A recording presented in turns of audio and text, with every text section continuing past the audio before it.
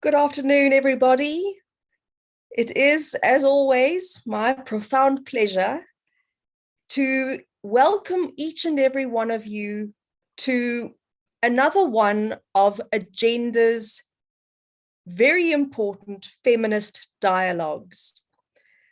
I have the great pleasure of speaking on behalf of Agenda Feminist Media, but this journal dialogue emanates from the very hard work that Leanne Lewitz has put into researching on the issues of gender and climate justice. And she has gathered a very eminent panel who will be discussing an issue which I think at the very present moment is so appropriate. The fact that we are seeing the effects of climate change in North Europe, in the Sahel in Africa. I don't think there's any part of the world that's not affected by climate change. And I think that the role or the impact more especially on women is so underestimated. So it is, as I've said, my great pleasure to welcome you all to this dialogue. And we hope that what the discussions will reveal is very practical suggestions on how we can improve the plight of women impacted so adversely by climate change. And so it is my pleasure to now hand over to Leanne, who will then progress with this dialogue that we hope will be as interactive as possible. Thank you. Thank you very much, Lee, and welcome everyone to this beautiful afternoon. And it's a lovely and very fortunate moment for me to be able to sit here and share some of the things that I care deeply about with two women who are have been an inspiration to me. So it's interesting. I just wanted to begin the panel by saying I'm not a scientist, I'm not a geographer. I am actually based in the School of the Arts and the College of Humanities. So for me, I come to climate change in an interesting way, in the sense that often the discourses around climate change are really about science, about geography. And while we understand that that is very necessary and very needed, as a feminist, as a Southern feminist, I've become increasingly interested in the way in which the worlds that we mediate and the way we think about climate change, how it affects us as people of the South, but also the way in which we cannot divorce the issues of climate change with kind of human consciousness and human justice. And so I thought, as a provocation to the panel today, I would begin, because I'm hoping that we just have a very friendly dialogue, and that also at the end of it, there'll be space for some questions and answers or for some kind of ways forward. But I thought I'd begin today with a provocation from an Indian feminist, an Indian climate justice activist, who says the following. She says, the realization that it is not just global warming that we are dealing with, but global warming in an unequal and unjust world has yet to sink in. Without equality and equity, in other words, without peace and security, we cannot effectively fight climate change. So in a way, I come to this discussion interested in the way in which climate justice and social justice interact, and the way in which we begin to think about climate change as climate justice cannot be divorced from the kind of issues of social justice. So I'd hope that we'd have three panelists, and I wanted to begin by saying that Holly has fallen very ill today, and she's got a really bad flu virus, and she's not able to make it. But we do have a little film of hers that we will show a little bit later. But that said, I'm joined by two extraordinary women who I'm going to ask them to introduce themselves, because I think I can't do justice to the magnificence of who they are. And I'd like to hand it over to Matsariso Lenkozo, who known to me as Tsidi, to introduce herself. She's from Section 27, and really just such an honor to have you with us, Tsidi. Please go ahead. Thank you. Okay. Thanks, Leanne. Thank you for that introduction and the choice in the quotes. I think that's a good framing or good introduction to the sort of conversation we're going to have. So yeah, my name is Tidi Matsidiso, and I'm a budget researcher at Section 27. So we are a public interest law firm, and we're really interested in the realization of socioeconomic rights in South Africa, particularly those, people who are most marginalized, making sure that everyone has access to basic education specifically, and public and healthcare, right? And so what we have realized over the past few years is that climate change and the ongoing and worsening climate crisis has deep implications for the attainment of socioeconomic rights. So like you said, Leanne, often the conversation is around science and like the environment and all of that, but not really considering environmental justice and how like the climate crisis does actually impact the right to education and the right to healthcare. We're realizing, for example, now there've been quite a number of devastating floods that have happened in South Africa. And these floods, unfortunately, have destroyed houses and destroyed a lot of infrastructure, but they've also destroyed schools and interrupted education access in areas, especially areas where the schools are built of inappropriate materials. And so this increases inequality in education, which further exacerbates the crisis. So essentially what I'm saying, and I'll just wrap it up to say that in order, like, for climate justice to be a real thing, and for us to actually achieve that, we need to do it in a way that ensures that no one is actually left behind, and that we all benefit from, we all get access to the benefits of a greener economy. Yeah.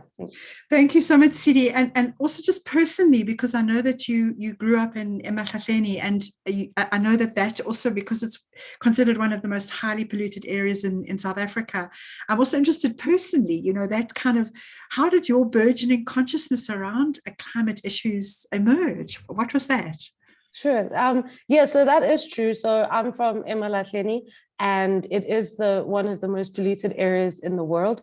That's definitely a fact that growing up we took for granted. But it is, and it's also on the outskirts of Johannesburg. So there's not a lot of media attention to it, but access to things like clean drinking waters are quite contested, and the impact that it has on healthcare. So we know, like, industry, while we talk about it academically, like I know it experientially, that if left unchecked, this climate crisis and if we don't actually implement the policies that are necessary, what's going to happen is that they're going to be health crisis after health crisis as a reaction to that, but our healthcare system won't be robust or won't be able to respond to that. So I think, in addition to being passionate about it from a perspective of, this is an opportunity to actually make things right in terms of social justice. So climate justice is one of those opportunities, but also I know it, like, experientially, I know from experience, I don't want people who, how I grew up and everything, to continue to be left behind. Yeah, thank you so much, Tidi. And we're going to pick up some of those beautiful points that you've raised as we go forward. But our second panelist is, and it's my great pleasure to introduce you to Olivia Rumble, who is one of the directors of Climate Legal.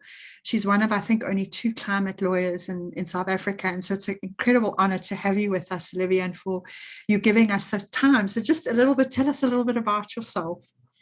Oh, what a pleasure to be with such inspiring women. I'm based in Cape Town, and as you said, I'm a climate change lawyer, which is something I've always wanted to be, and find myself increasingly surprised that I actually managed to become one. Because when I studied law in 2005, climate change law wasn't even a thing right then. It's obviously burgeoned into its own sort of private field of practice, and I'm lucky enough to be working in it with Andrew, as you know. But what's great about it is that it's such an evolving area of law, and so I get to work on really interesting things like developing new regulations, new statutes. We worked with government on drafting South Africa's climate change bill, but we've been doing other wonderful things like helping other countries, particularly developing countries, come up with strategies and approaches and legislation in particular for climate change. And, you know, I was just thinking, when we worked on the bill in 2018, there were so many calls by civil society and dedicated gender action groups to have provisions in the bill that responded to climate change and the implications it had on gender. And you'll see that it's picked up a lot of traction internationally as well. And we can talk about that a little bit more in the session, but to give you a sense of what I do, I work on the legal side, but I also work a little bit more on the policy and the finance side. And I say that with caution because I didn't really, I mean, I did an economics degree in my undergraduate, but I'm by no means a pucker economist. But, you know, as we see with the intersectionality of gender and climate change, you can't actually be a lawyer without also wearing an economist's hat and a policy development hat and so in the finance space, we've also been seeing gender come up quite a lot. And we've had a really interesting discussion as a country around the just transition. And I've been doing a bit of work around just transition finance and how do we achieve that using some of the market mechanisms we have, but also alternatives through the IMF and the like. And it's really interesting to see how, as a country, we articulate the just transition differently depending on who is defining it. You know, it started out as a no coal worker will be left behind, and then it became no vulnerable people will be left behind. And not only just people, but the environment cannot be left behind. We need to rehabilitate mine dumps, etc., etc. And it's been really fascinating to be part of that dialogue to see how vulnerable groups, including women, are included in that discussion. So I don't necessarily myself focus on the gender element, but I focus on these kind of broader concepts around just transition. What do we mean by climate justice? That's a very laden word in the legal sense. And how do we achieve that? Yes, this is such a beautiful segue because I actually wanted to start the discussion by saying how, because there is no one definition of climate justice. It's kind of a word or a phrase that's begun to get agency in terms of particularly advocacy groups and kind of activists, you know. So, I mean, maybe Olivia, just because you are speaking and I'm going to move to Tsidi, maybe just your sense of what the term climate justice means. What does it mean to you? Sure, thank you for that. So climate justice really is, you know, responding to this ongoing crisis in a way that, as Olivia mentioned, ensuring that no one is left behind. I think in the past, it continues to be like that in the spaces of policy making and budgeting. Those spaces are often leave behind marginalized voices and are not centered around the people who should be most benefiting from these interventions. So we mentioned in South Africa, poverty is gendered, but also like climate change, like the impact on it has been disproportionately experienced by Black women, by women who live, impoverished women, people who have precarious employment status.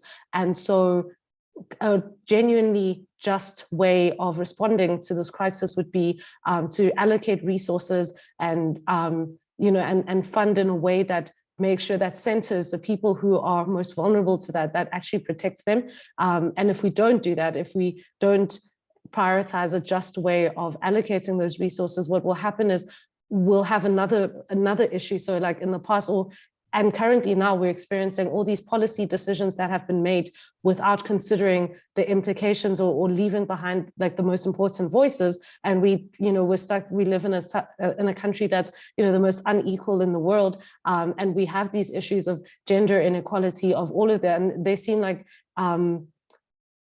issues on the side, but actually they're reaction to leaving behind other people. So really climate justice is a form of intersectionality and a form of intersectional feminism. How do we respond? Like this is an opportunity now to actually respond to a social crisis in a way like, we can actually do it in a way that makes sure that everyone benefits from it. And yeah, that's how I perceive genuine climate justice as being. Yeah. Thanks, Tidi. I think, yeah, I mean, it's that great linking between social justice as well. Yeah. Olivia, how would you, I mean, coming more from that legal frame, and you hinted at how tricky it is in a legal, you know, to use the word justice in a legal framework is always tricky, but how do you personally work with and think of this term climate justice? Yeah, it's been such an interesting one to follow. I mean, as a lawyer, they'll tell you in law school, law is not about justice. It's about rules and procedures and achieving compromise. And there's elements of subjectivity, and there's a whole jurisprudential theory of justice that you end up doing, and that can leave you very cynical at the end of the day. And I think that's why lawyers are such acerbic and negative people. But I think that's not to say that climate justice doesn't exist as a normative concept. It's just that law can be a very poor tool to achieving it. And I'll move on to and contradict myself in a couple of minutes, but and to maybe just concretize the discussion. So when we talked about climate justice in the international context, it's often been framed, I mean, since the 90s as equity between developed states and developing countries. So it wasn't fair, and I'll just use the word fair for now. It wasn't fair for developed countries to be taking up the allowable carbon budget and to have be the primary historical causes of climate change to date. And that suddenly they were requiring developing countries to limit their development space, wouldn't give them money to transition, etc., etc. Countries would, entire nation states like small islands would entirely disappear. That wasn't fair. And that's typically the dichotomy that's been expressed around this idea of climate justice in the international sphere. And I think as those negotiations faltered, we saw issues, in the 2000s, America pulled out, Canada pulled out, Australia pulled out, and there was ultimately a lot of frustration with the international regime, frustration at politicians not adequately representing domestic needs. There was a rise in political activism and different dialogue of how civil society groups engaged with government and expressed their voices. And there's multiple reasons for this that I'm not well placed to comment on, but the focus turned on the relationship between key civil society groups and their relationship to government and demanding justice from government, as opposed to just looking at it interstate, so between country parties. And it's been really interesting as an attorney to see how that conversation is filtering now into legal action against states to achieve climate justice at a national level. So looking beyond the negotiations to saying, I'm going to sue my government for not taking enough action to prevent X, Y, and Z climate impact, or for permitting this coal-fired power station, or for whatever it might be. And that's a legal component to it, but there's also a really fascinating activism component to it. So, people will talk about the youth, and please forgive me if anyone is part of the youth that I've just mentioned, because it's such a terrible term, but youth activist protests and that as almost like a third force to overcome the weaknesses in the political negotiations and trying to get governments to take action as a result of public pressure. And that has been extremely, extremely effective. So when I talk about climate justice, it's now about what individuals, groups, business, even in some instances, local government often feels needs to be responded to, that their nation state isn't doing an adequate or a good enough job of at the international level, and also as an agenda to try and, in some cases, support what governments are trying to achieve at an international level, be it getting more finance, getting technology transfer and support. So I feel like I've spoken in a couple of circles just to say that law can be an awful tool to achieve justice, but we are seeing cases now where civil society groups are using the national courts to achieve at least traction within the boundary of the state. Thank you, Livia. I'm interested also, as I'm listening to both you and CD speak, I'm interested, to kind of almost, kind of go to grassroots level. Is that, CD, you were talking about your own growing up and your own situations, but in situations where people are fighting for water and fighting for food and fighting to survive, how does one come in to negotiate this thing called climate change? And of course, as you've pointed out so beautiful, CD, climate change is the thing that is exacerbating in a very intersectional way poverty, gender issues, access, the rights of the girl child to proper schooling. So I'm interested also on a very grassroots level to maybe for this question, to maybe ask how do we, is there, because there's discussion in activist circles and environmental activist circles that the time for education is over. People know about climate change. And I'm not sure that that's true. And I'm also, as an educator myself, I'm also anxious that this idea of we must set up educational projects is the only solution. And I'm wondering, in that kind of very roundabout question, CD, to you, how do we begin to negotiate a kind of grassroots communities understanding that their poverty, that the gender inequality is exacerbated, and how do we, by climate change and by these kind of global fights that are going over carbon trading and stuff, but how does one begin to negotiate a learning in those kinds of spaces? I mean, how, I know that you're an activist, and of course with Section 27, because I know also the health issues, how do you feel on this? Yeah, so that's actually really interesting and quite broad. There's so many ways to answer that, which is really good. If you don't mind, I could keep talking.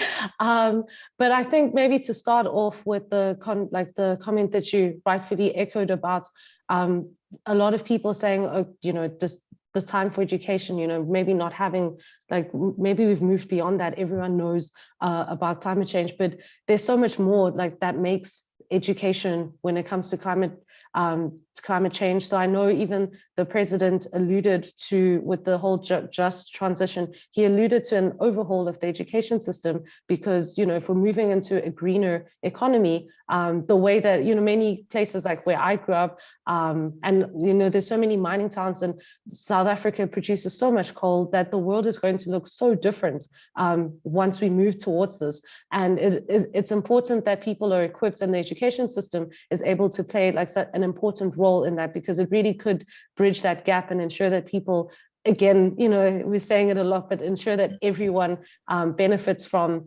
this greener economy.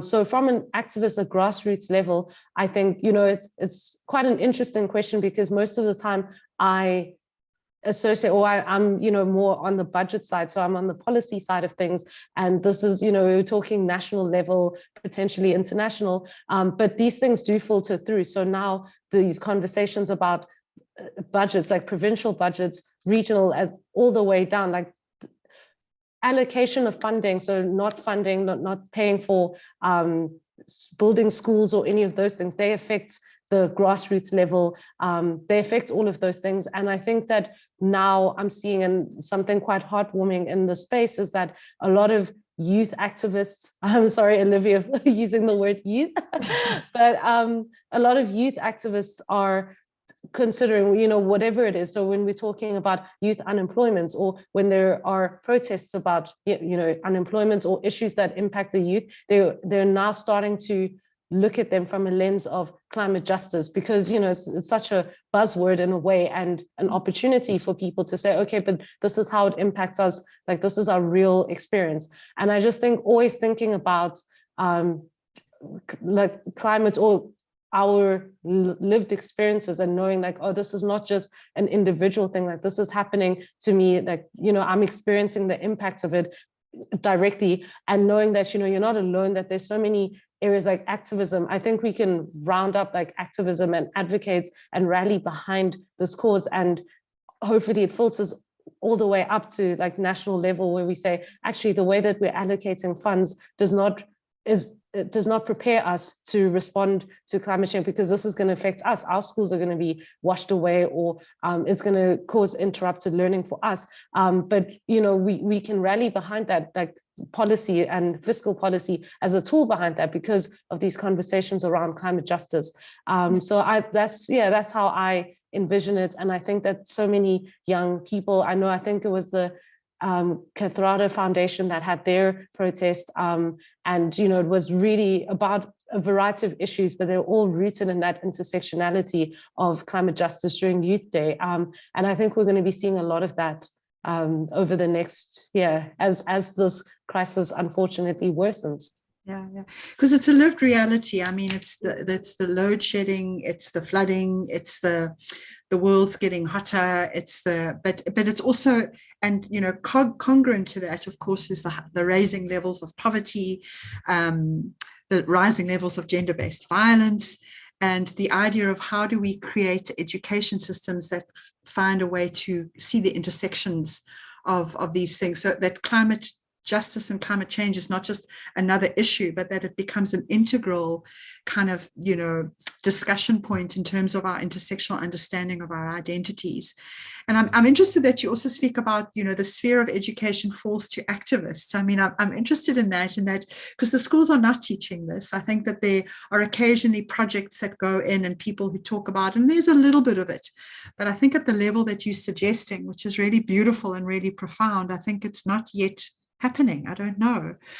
So Olivia, to hand that question to you as well, to kind of that idea of, I know that you're working at a kind of high level, but the kind of educational level, like this discussion around activism and the discussion around, how does it change? I'm an old Marxist, really, like that kind of freer pedagogy, the idea of creating systems of learning where we can humanize people and we can have liberatory pedagogy, but we're not seeing it. So yes, the president's talking about an overhaul, but where is this learning? This, like, how do we teach the girl child about this? How do we prepare our young women for this? And I'm wondering what your thoughts are.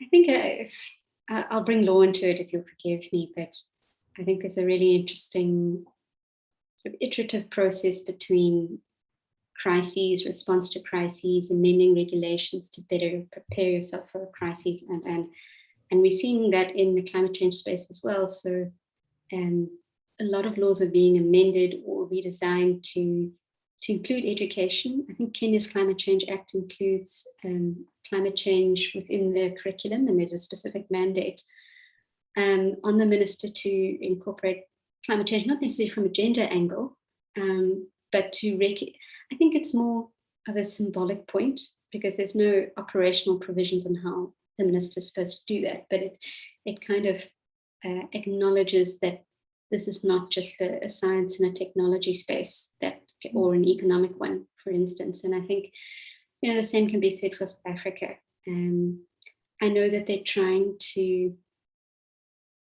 create a space for women, including young women in particular, in the design of projects. So for instance, a lot of countries have to, or are finding it useful to put together almost like a pipeline of projects that they want to do in order to achieve their climate change mitigation and adaptation objectives. Mm. And that could be, for example, building an extra sea level levee to avoid water from ingressing, or planting mangrove forests near the sea, or whatever it might be.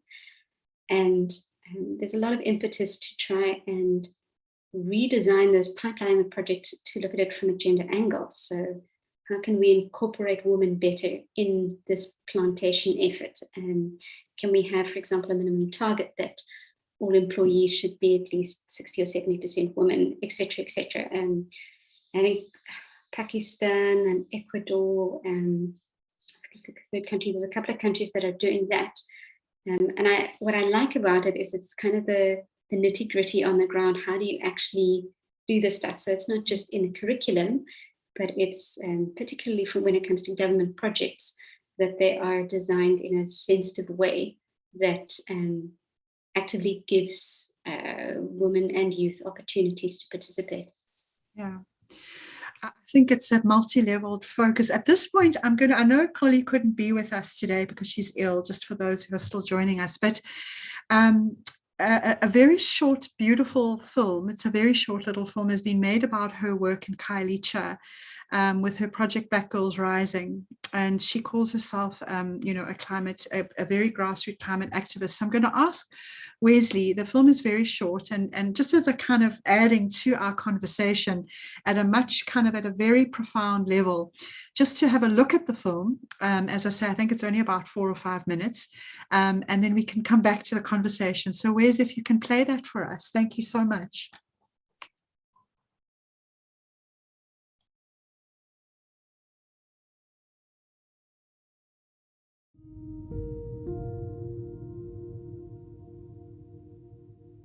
A lot of the kids in the township don't have spaces to amplify their voices, and that's why a lot of them don't create change, And so from that day, I made it my mission to create those spaces to really amplify their voices and to share with the world how the climate crisis is already affecting them.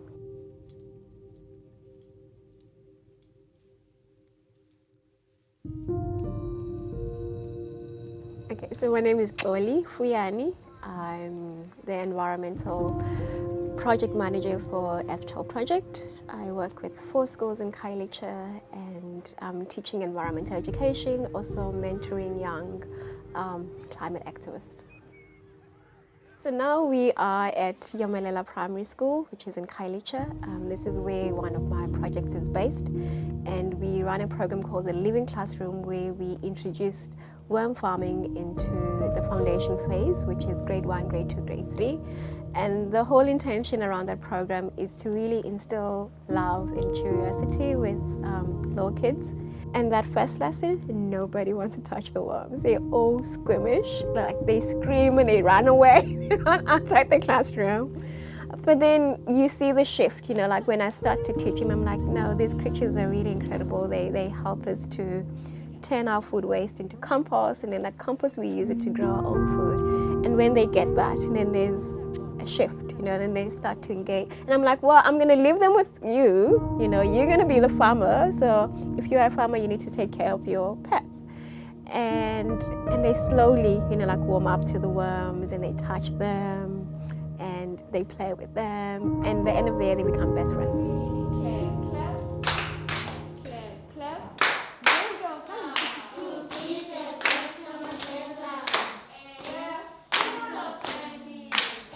And then from that curiosity and sense of love within, those kids then have an opportunity to join our program called the Eco Warriors.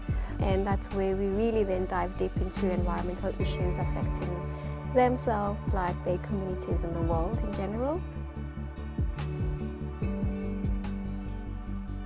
If kids get more curious and they want to know more, then we really inspire them to advocate and be the change, of these issues. And that's where then they have an opportunity to join the program called the Climate Girls, where we teach them how to advocate and to become young climate activists.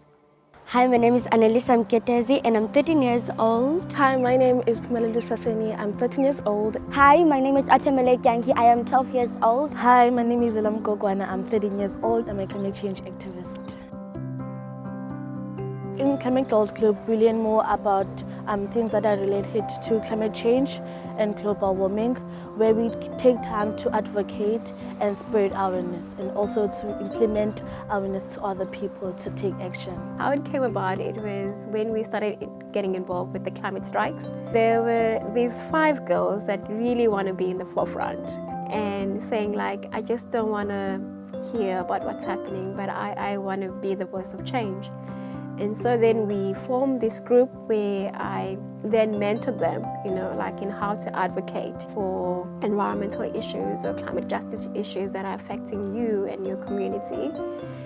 And it really just became a space where we really empower these girls to stand up. And we also give them a space to really amplify their voices, my job is to really just to give them the stats and the facts, you know, and they then take that and apply it to their local situations and come up with solutions, you know. Molly is one of the teachers that teach me more about the environment, because I've been clueless about the environment, and I discovered so many interesting things that I don't know, like worm farming. I started my own home gardening, so I also want people to start their own home gardening. She saw how people were starving, you know, like in our community. And she came up with this brilliant idea. She was like, I want to start my own nursery. I want people to barter, you know, for the seedlings. I'm going to teach them how to make eco bricks. Therefore, they're cleaning their community. And then with those eco bricks, they would exchange them for the seedlings. And therefore, they could grow their own food and feed their own families. I mean, we have the likes of Yola Mgogwana, who is now 12 years old. Has been very privileged, you know, to being invited, you know, in conferences, you know, where she can speak about her experience. I think one of her biggest conferences she's ever attended was the UNFPA ICDP in Kenya, and where she was in a panel with presidents. I went there to Kenya on a conference to speak about climate change, and also to make people aware, and also to tell people more about how climate change affects us, more as people that live in the informal settlements.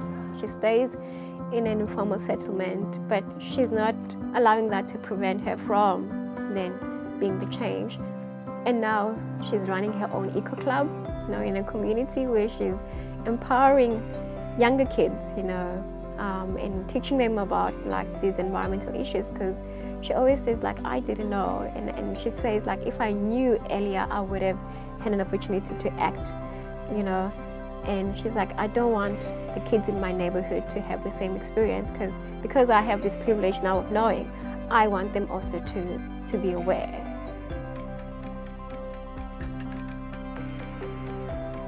It really has been super inspiring, like watching them growing up to these incredible, resilient, you know, climate activists, and being the voice of change, but not just like talking, you know, but like acting, you know, and saying these are the solutions that can be done, and I'm part of that solution. I'm going to make it happen.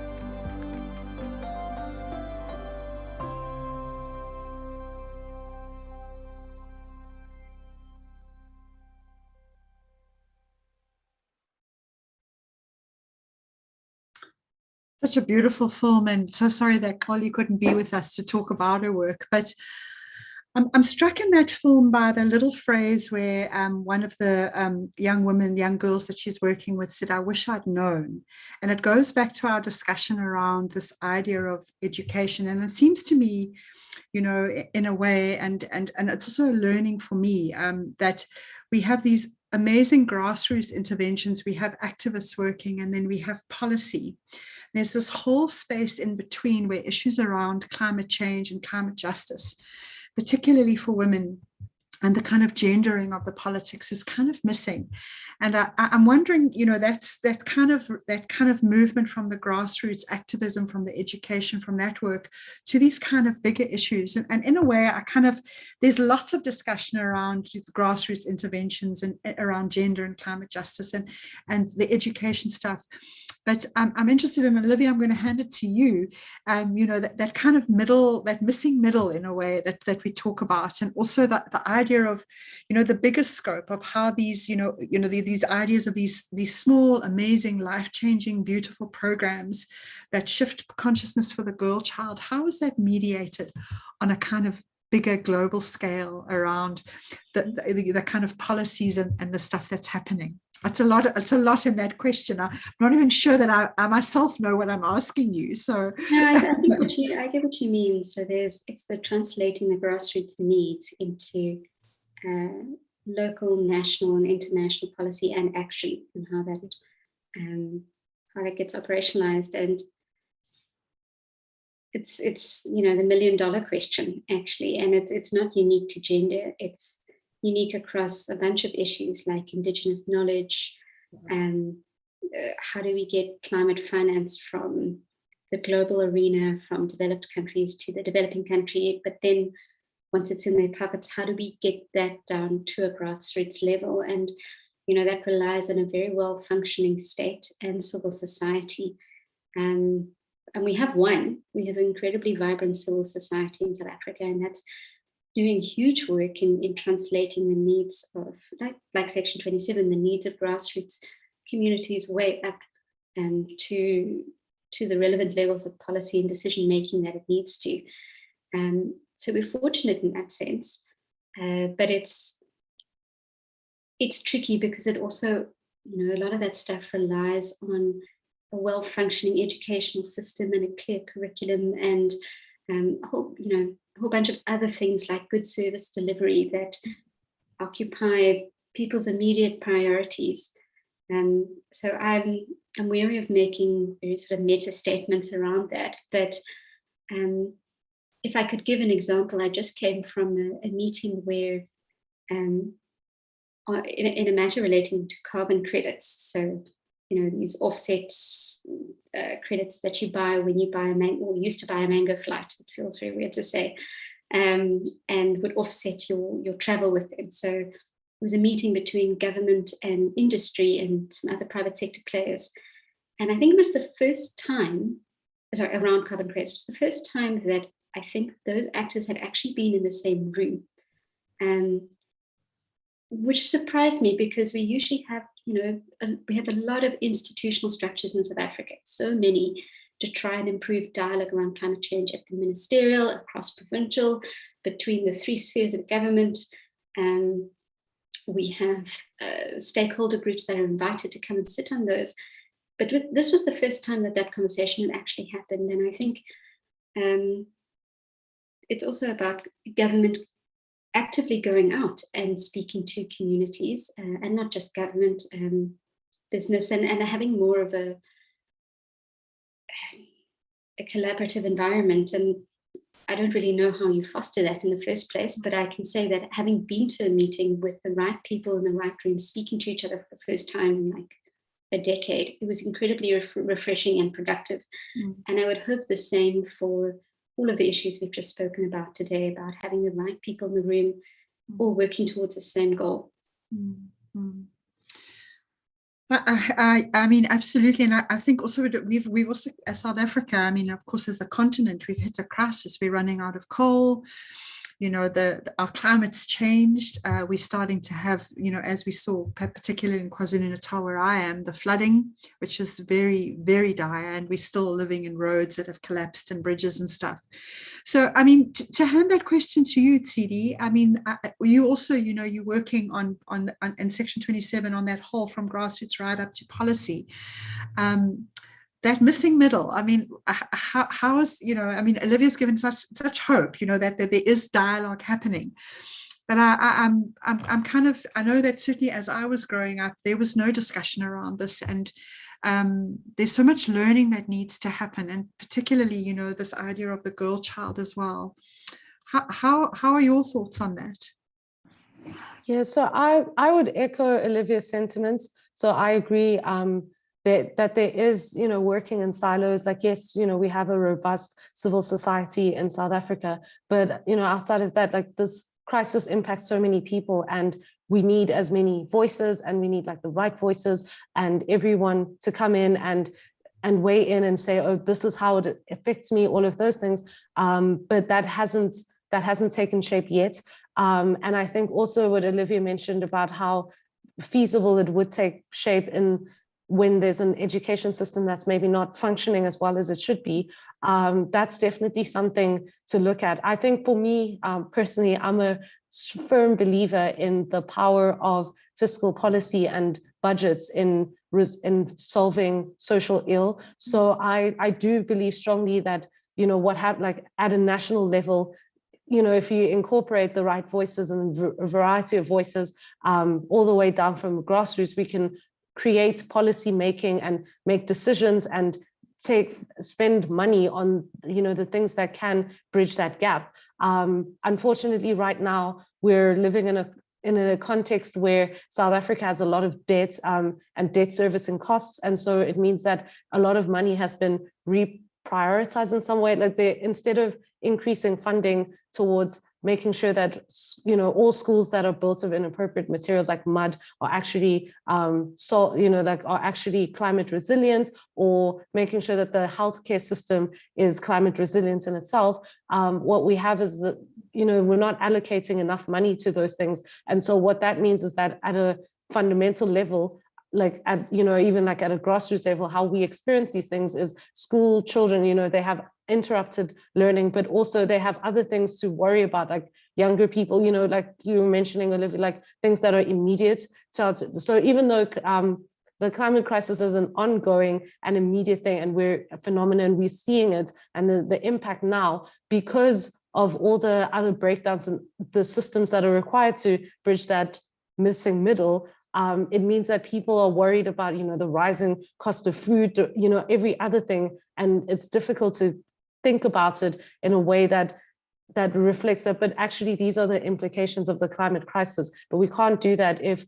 you know, we don't have that robust dialogue, and we don't put in, you know, invest to fixing those systems. Yeah, we're stuck in the situation that we're in now. Yeah.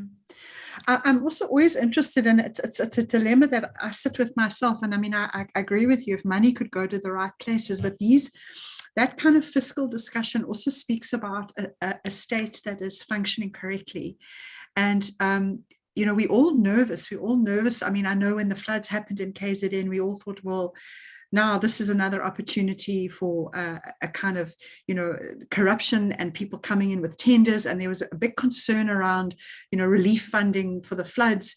So it's also, you know, and so for me also, it's again this discussion around the intersectional natures of the dialogue. So the fiscal is one, the legal framework is one, education is another. And I think that's something that I'm really, you know, kind of really enjoying from this discussion. So kind of thank you for that. Olivia, the fiscal stuff, do you agree with CD? Do you think that's the most important space for shift? I saw you nodding. So I kind of... one of them. It's one of them, definitely. I think, you know, there's been a lot of calls internationally for dedicated gender finance for climate change. And it's tough because it gets lost with a number of different calls. We need finance for people with disabilities, finance for loss and damage, finance for least developing countries or small island states. So it's one of like a cacophony of calls for money for a specific issue, and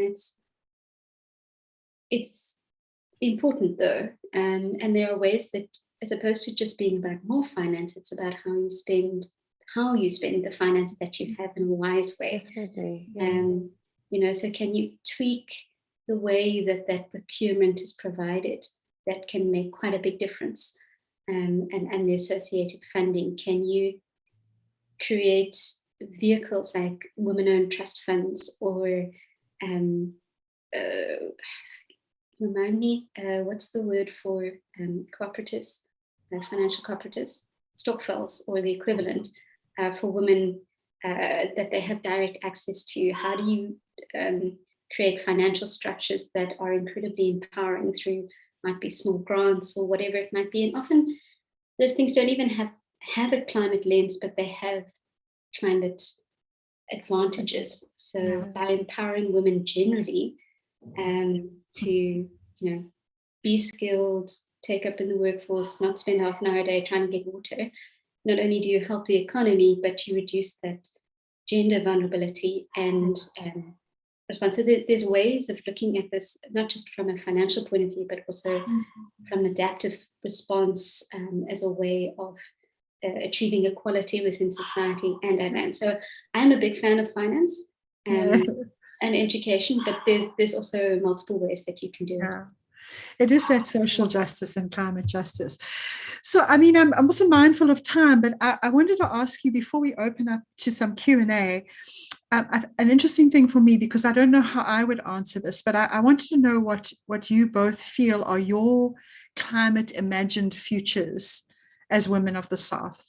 You know, what would your, you know, if you had to put your energies into imagining a climate future for yourself and for this country and for this continent? And yeah, it's a big question. What are your imagined futures? Tsidi?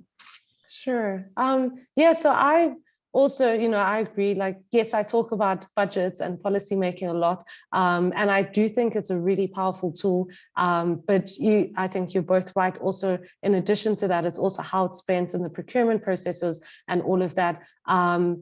Just to, I guess, like segue to answer that question, I think for me, an imagined future for climate would be actually, a greener economy that's safer, and a society that's like much greener, but one where, and it feels like a fantasy now because it's like so, we're yet to experience that as women, of the South, as women, like inequality is so ingrained in our lived experience, but just the one where we're actually steps closer, we're moving steps closer in resolving this problem and correcting the issues of the past. And actually, it's not a situation where, if there's a flood or something bad that's going to happen, the concern, the marginalized people are, the inequality. So I think that my imagined future for climate relates also to just an imagined society that I envision. And that's one where, this crippling inequality doesn't exist, and women are more empowered. And what Olivia was saying about 10 minutes fishing, like that time that you should be spending fishing water, all of those things, they're not worried about those things. And us women are contributing meaningfully in other ways. We're participating meaningfully in the economy and more independent. And yeah, it just intersects with everything. But I imagine that in a context where the world is, there's no worsening crisis, we actually have responded to it in some ways. Yeah. Yeah. It's such a beautiful answer. Thank you, Tsidi. I mean, I feel very inspired by it. I kind of go back to that old intersectional, the old early feminist bell Hooks's notions of intersectionality, which were really about race, class, and gender, and the opening up of that kind of myriad, web of intersections. And I feel like as we move forward as contemporary feminists, and particularly feminists of the South, that web is just getting more and more complex, but also more and more beautiful, because we cannot understand. I mean, I think one of the kind of triumphs of capital and patriarchy is the kind of way in which we look at gender issues, climate issues, poverty issues, health issues. And that, one of the things I'm really feeling very profoundly and very beautifully in this conversation is the need to begin to understand this kind of web, this force field of relations that sits in our lives, and that without social justice, there isn't climate. Without climate justice, there isn't social justice. So thank you. I'm going to hand that question to you, Olivia, the idea of these beautiful imagined climate futures for you. What would that be? I think to move beyond the scary big questions. So in a future where we're not debating very fundamental questions around what is climate change. Well, hopefully we started to move past that, but what is climate change? Why net zero? Why halve emissions by 2030? Can't we leave that to 2040?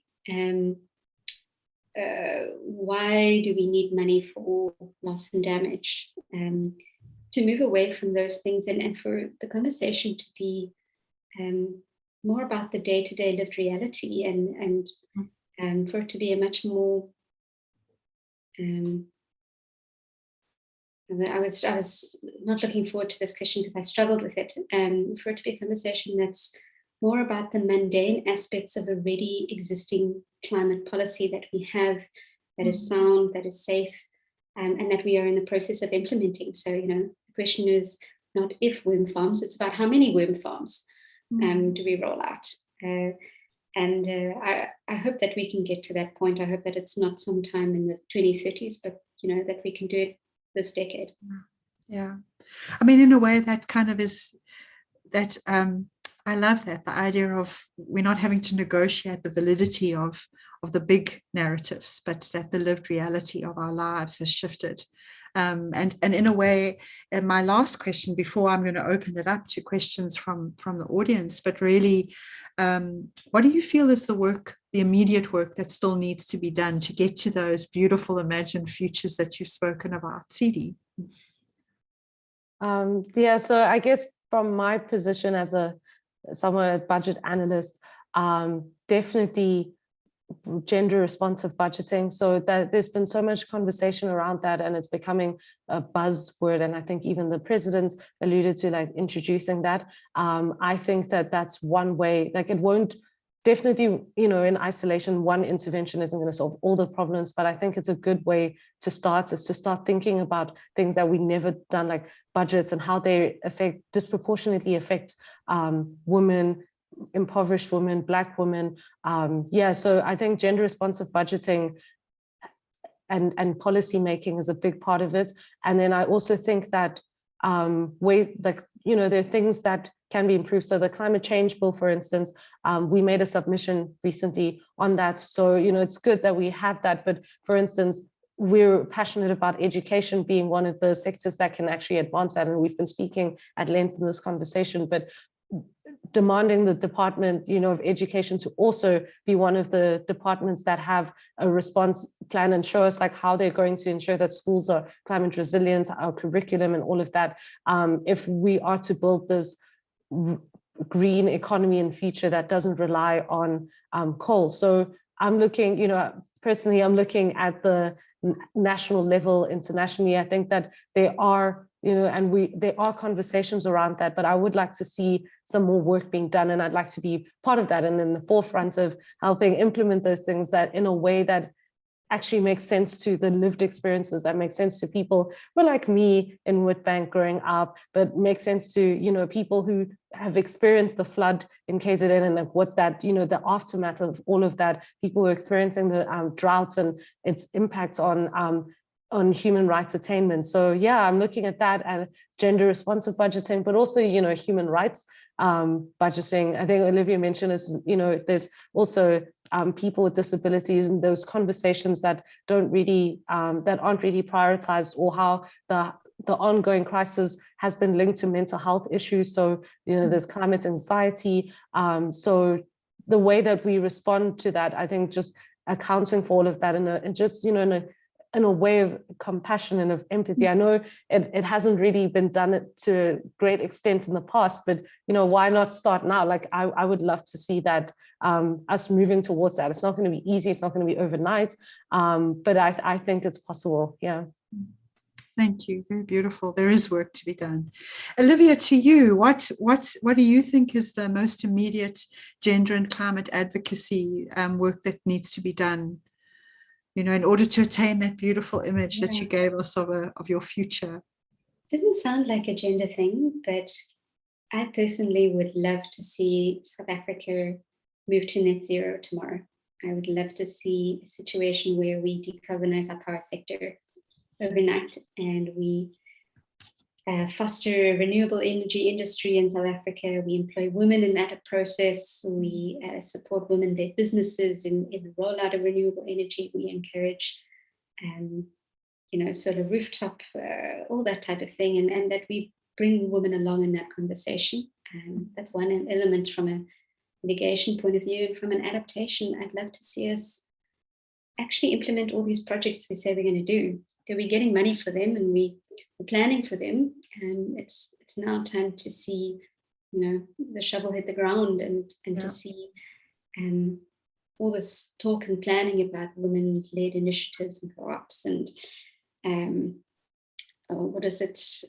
spec boom projects in the Northern Cape to be run all by women. I'd love to see that. That would be great. And I appreciate that that's not just government's role. It's up to all of us.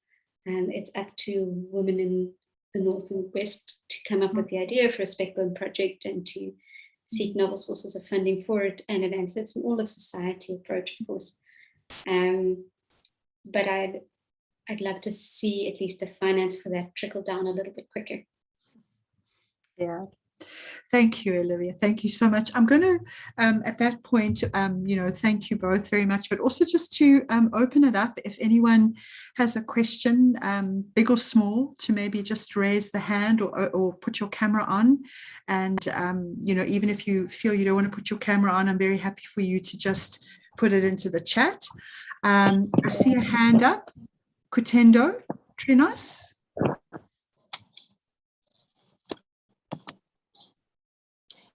Thank you very much. Thank you very much for an interesting conversation,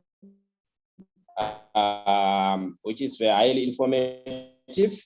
All right. Kutendo, we're losing you. I think you've got to maybe turn your camera off. It might save the data. And while you're doing that, if you don't mind, we'll come back to you. Danai, if I can go to you and ask you a question. Oh, maybe Kutenda's back.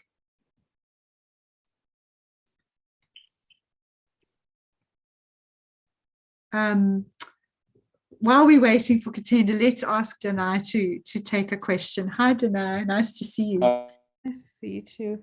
I was waiting to see if he came back. Hi, nice to see you too. Like me and my kids. Sorry, sometimes I forget where I am. I'm like, hola. You can say hi if you'd like, Mika. So I think partly responding, Lilian, to what your provocation was about how things often become separate and what the conditions are. So for instance, if my battery dies because everything's collapsed, technology is not for me, then I'm really sorry. In the sense that it seems to require the kind of orientation, because a lot of the kind of reforms that are made don't foundationally actually intend to make a radical change. And this is not accidental, it's intentional. And so what it does, it means that many specialists and practitioners make money as specialists and consultants, but there's no foundational shift or in the dynamic. And so, and in part also because I think even when we talk about curricula, there are very simple ways to think about my relationship to the seasons, the moon, the sun, the ground, that are rooted in ways of learning about the world and myself that are embedded in forms of practice and relation that have been intentionally disappeared, but are also still present. And sometimes are just basic common sense. And some of it also includes a very wide sensibility of what energy resources are, and a way to not only make sense of the use of resources of energy based upon, whether it's wood. So energy resources we would say are not, but in principle, I mean, with all due respect to all of us and the assumptions that we have about the control we have, if the earth doesn't want us, we are gone and we will simply be extinct because we are not useful. And so that just may be foundationally what has to happen, because I am very pessimistic about all these reforms and having any kind of condition to bring to halt what's really at stake in front of us. So we simply may need to be gone because we are the mess.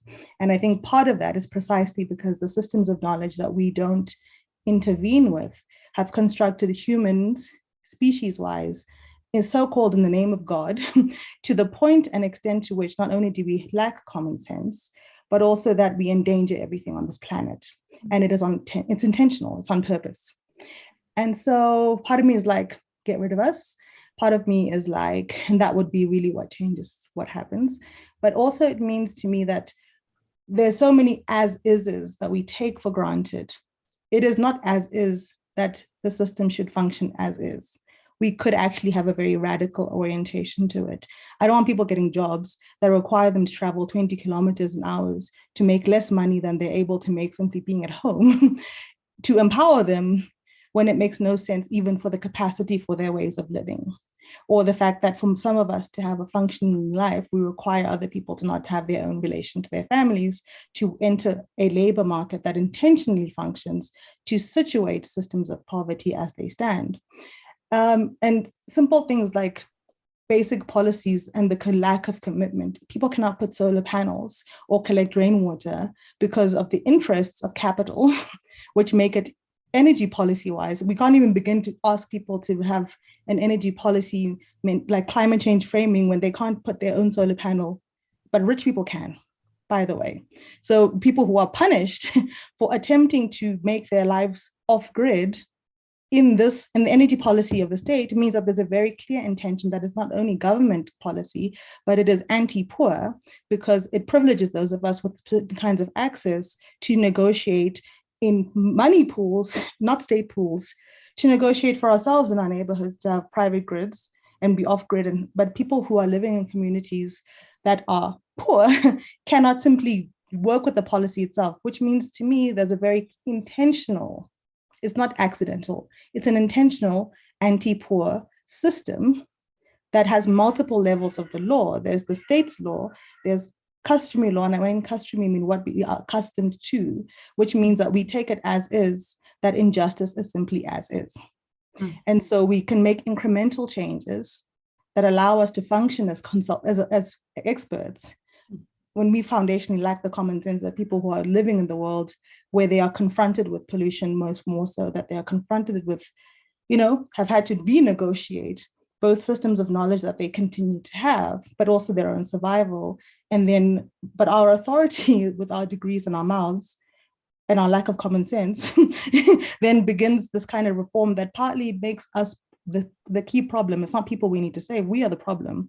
And between people surviving us and the earth, maybe it's us who need to go away. I don't know if that makes sense, but I'm going back to what you said, and I'm like, it could just literally be until there's a real commitment that is that I don't know if cutting my points or my flights is really going to make me committed to and growing my own food, which I do try my best to do, as healing myself, as embedding me in the ground and the earth as a part of spirit. But until we can say who is transporting food where and how, where do we buy our food? Why not the tomato on the street corner and the pick and pay? Because that is just the simplest everyday action, which tells us about capital and who owns everything and our relationship to resources as property and ourselves, that we don't have the tools and we don't have the commitment to justice.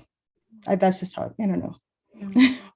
Thanks, Danai. I mean, it's you bringing into the discussion of profound intersectional discussions, the kind of, the meta narrative of this grand patriarchy, and of the grand capitalist patriarchy. I don't know if the panelists want to respond to some of those points that Danai made. CD, Olivia? Sure. So I agree with most of it. So I'll be, I guess, responding from a, philosophical perspective and like our ideology and stuff. So I agree with everything that Danai has said. I was interested in the conversation about like, maybe us humans, we need to go, right? Because of all the terrible things, which I agree with, could be human nature, that what we've done to the earth, like it's terrible.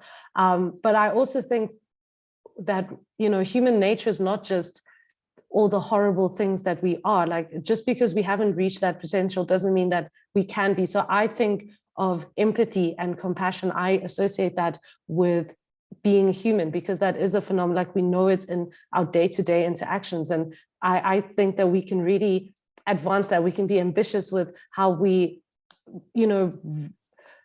essentially what I'm saying is that like capitalism and all these systems have been created and they've been, they're quite evil systems, the way I see it, and they've caused a lot of damage. But, just because things are a certain way and have been a certain way doesn't mean that we're not capable of much better. And I think it's great that, we're having this conversation, and Danai, you bringing up all the different ways that we can live, like I think you're mentioning about like growing our own food, having like questioning these things. I think it advances a cause for this empathy, a cause for like, how do we rethink the way that like our relationship with nature, our relationship with each other, and be less exploitative and just tap into the other sides of human nature that maybe aren't celebrated in a capitalist system, and go beyond the capitalism and see that, we're actually, we're species on Earth, and we can do better because all the other species are doing better. So we can do better, and let's do better, But I do agree with it. I just, I'm trying to be a little bit more optimistic and say, let's do what we can with what we have. Yeah, the will. What is the will? Yeah. Olivia, thank you, Tsidi. Thank you. Olivia, to pass that to you. Yeah, Tsidi, I agree with you. It's I think a lot of it's on your personal world outlook and how you feel about systems. And I think that also changes from day to day. I know a lot of activists, for example, receive regular counseling as a group because just the weight of what they do is incredibly stressful, depressing, and it's hard not to have a world outlook that is like, well, what's the point? The system is so fundamentally flawed, and this is not a personal view, but it's a view of their experience. The system is so flawed, or what I'm dealing with is so difficult that it's not worth it, or it's pointless. And I think we shouldn't discount the mental health impacts of dealing with climate change for all of us. It's extremely heavy burden to bear, and it's hard to move forward in that context. How I deal with it is to think about what can I do in my space, and also with the skills and capabilities that I have and with people that I know. And that might translate to working on a bill, and that might translate into giving an advisory report or whatever it happens to be. But I have to trust that others around me are doing the same thing within their spheres of interest and their communities of practice, and that we are hopefully working towards a collective goal. And that's, it's as you said, Leanne, it's tricky with intersectionality, because you think that the negotiations are just about the 1.5 degree goal, and then there's all these other questions that come up, and then we can't agree on the 1.5 degree because we're carrying so many narratives together in one conversation that we can always sometimes lose the conversation. And it's important to have the conversation. It's just a question of how do we structure it and in what way. And I don't have the answer to that. I think, the world we live in is incredibly intersectional. It's difficult to deal with one thing without not dealing with the other. But it's also very important to focus on what our priorities are, and not let those conversations get lost on the way as we achieve those goals. So that's a very fuzzy answer and probably a very dissatisfying. No, it's difficult. I mean, in a way, I no way mean to speak for Danai, but she's just kind of triggered that kind of reminder in my heart and spirit also of the incredible structural violence that we face, and that we face differently, that women of color face, that people who are impoverished face, that people situated in different socioeconomic spaces face, but that there is, our systems are structurally violent. And so it's about, for me, it's always, the idea of how do the grand narratives affect the daily lived reality, the kind of everyday politics, and how do we mediate that? Because sure, there's that beautiful rare earth theory that says the earth will survive regardless of what we do. There'll just be another ice age. There'll be, that kind of rare earth theory that, geographers work with. And sure, the human species can disappear and the earth will kind of regenerate, or maybe not, or whatever. But that it is the reality of what we have now. So I'm interested in your answers, because for me, it is the dilemma. It's the dilemma of the big and the small. It's the dilemma of how do we wake up, and it's the dilemma of how do we speak to the grander narratives of, the country, of the continent, of the kind of global, politics around the climate and intersectionality. So I'm kind of fascinated and grateful to hear your answers and your thoughts. I'm not sure if there are any other questions. If Danai wants to make a response, or she's happy where that is. If anyone else would like to speak. Okay, so Grace has asked a question through the chat, and she says, thanks for a rich conversation. Could the panelists please share their thoughts on the Kolobeni community struggles against mining in the community, and the tensions there between the desire for so-called development and the realities of environmental destruction? So I don't know if anyone wants to take that question. If anyone wants to pick up Grace's question, Olivia? I followed it as an outsider, so I haven't been involved in the case, but it's been going on for more than a decade now, I think. So just for context, it's there's a mining company that wants to mine in the area. There's a community that's become divided over it. And I'm not sure if that's an accurate reflection of what the true dynamics are, but how it's being portrayed in the media is that the community is divided. Some are pro-mining because they will receive jobs. Others are against it because they do not want their wider landscape destroyed. They see other potential benefits like tourism as leaving them with a more sustainable income. And that has led to quite a lot of strife. Many used the word assassinated. The other day, one of the community leaders, a woman and a matriarch in the area, I hope I'm getting this right, I think it was the Zolobedi community, please commentators correct me if I'm wrong, And it's because she was advocating for the environmental protection of that particular area and against mining.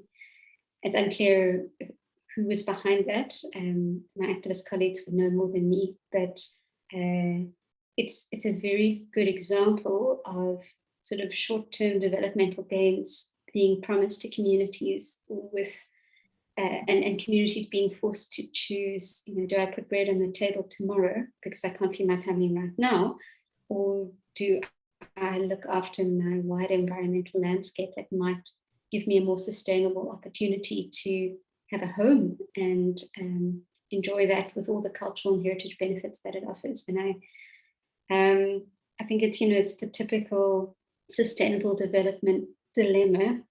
I would argue that, the mine itself has been quite influential in creating that narrative of you are taking jobs away from people if you don't allow this mine to go ahead and creating creating this image that the mine will ultimately lead to prosperity, which I'm not sure, there's a lot of questions around that. And, will those benefits even trickle down in the first place, and how real are they? And also a very sort of short-term look at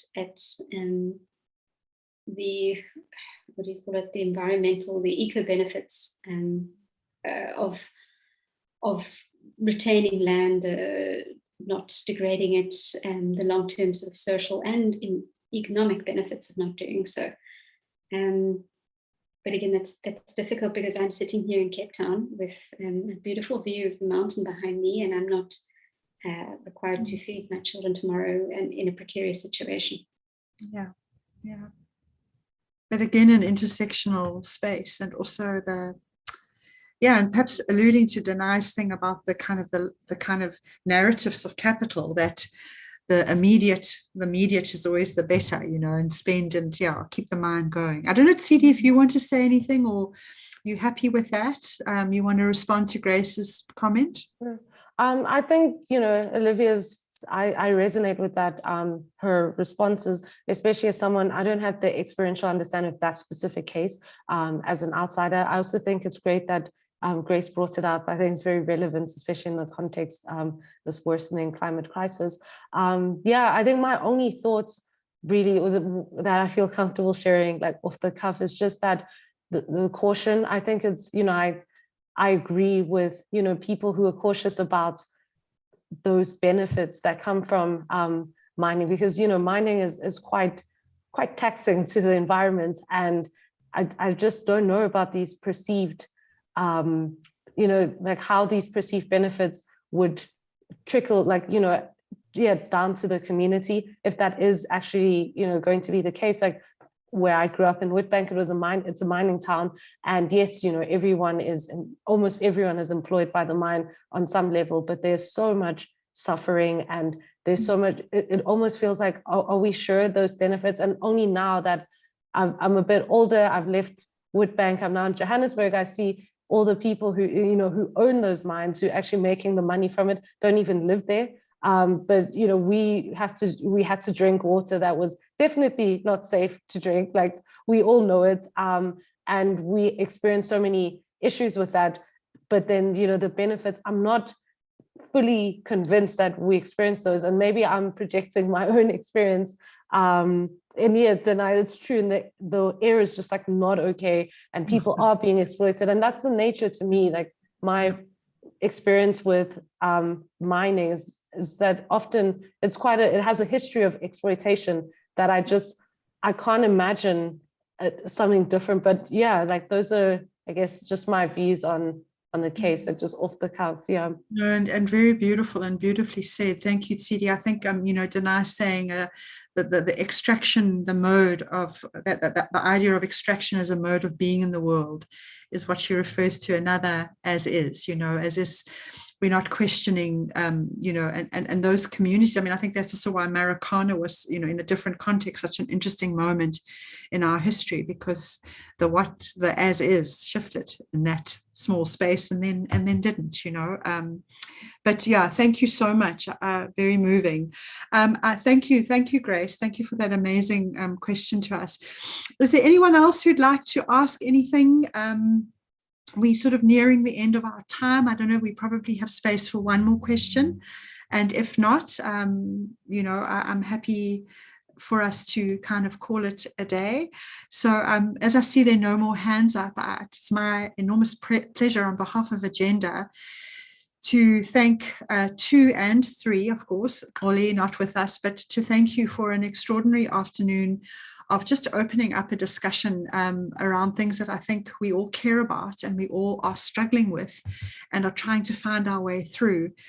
And I in no means is this meant to be an end point in any way, but it is certainly an opportunity to begin very fruitful dialogue amongst women and for women, not exclusively, but particularly around the kind of gender placing of ourselves in these really big discussions around, you know, gender justice, climate justice. And to thank you both really for the extraordinary gift of your time and for being so inspiring, you know, to kind of know you have sisters to walk the path with is really, really important. And really enjoyed getting to know you both in the run up to this. And I hope this is not the end of this. So I'm going to just ask Olivia and Sidi to have one last little comment at the end of the panel. And then I'm going to wish us all a beautiful afternoon. Olivia, you can go first. I see your mic is off. Just to say what a privilege to be with all of you. You've really given me pause for thought. I said to Andrew, I don't really focus on the gender stuff in the dialogue of the UNFCCC. It's not really something I paid attention to, but in preparing for this call today, it really focused my mind around some of the issues and how do we action those and get effective outcomes. And so I'm grateful for the opportunity to not just to have this call, but also to prepare for this call, which was very elucidating for me. Thank you, Olivia. Sidi. Yeah, thank you so much for this opportunity and this platform. Very well organized dialogue, might I add, but I'm also just so happy to have gained so much insight, such great questions, thinking beyond what I'm used to. You know, like when you're in the space, sometimes you get into autopilot, but like I actually had to stop and pause and like actually think about these things. It's really great. I think the biggest takeaway from me is just knowing that, you know, it's an intersectional space also. It's not just about the science, the hard science, but also knowing like, oh, you know, the arts, everyone, like we're all affected by this. How can we respond to it in a way? How can we finally respond to a social crisis in a way that, you know, that actually works for everyone, that, you know, maybe, I don't know, maybe it's giving a little bit of hope in an otherwise quite dire situation. So thank you for this hour and a half of that. And yeah, I would definitely not the end for me, it's only the beginning. So thank you everyone for attending. Thank you.